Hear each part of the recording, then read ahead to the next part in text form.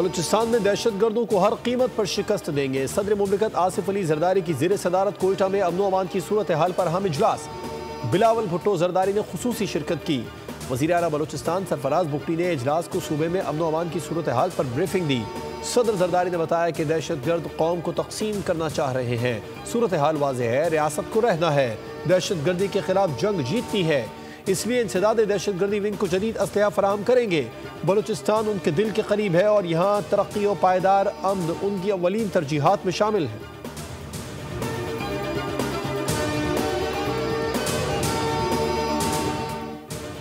वज़ीर आज़म शहबाज शरीफ 4 रोज़ा दौरे सऊदी अरब पर जद्दा पहुँच गए। मक्का के नायब गवर्नर शहजादा सऊद बिन मशल बिन अब्दुल अजीज़ आल सऊद ने वज़ीर आज़म का इस्तकबाल किया।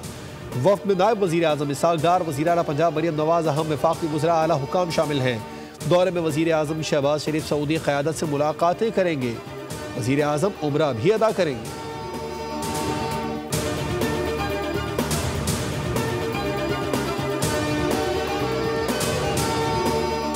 और मुकदमा मुकर्रर करवाने के लिए कोई रिश्वत तलब करे तो फौरी आगाह किया जाए। सुप्रीम कोर्ट का बड़ा इक़दाम, एंटी करप्शन हॉटलाइन कायम कर दी। चीफ जस्टिस याहिया अफरीदी ने रिमार्क दिए, रिश्वत और सिफारिश के अदम बर्दाश्त की पॉलिसी पर अमल पैरा हूँ।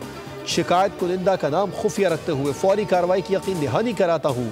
सुप्रीम कोर्ट एंटी करप्शन का एहलकार शिकायत कुनिंदा से मुसलसल राबिते में रहेगा। सुप्रीम कोर्ट की अवलीन तरजीह आवाम को फौरी इंसाफ पहुँचाना है।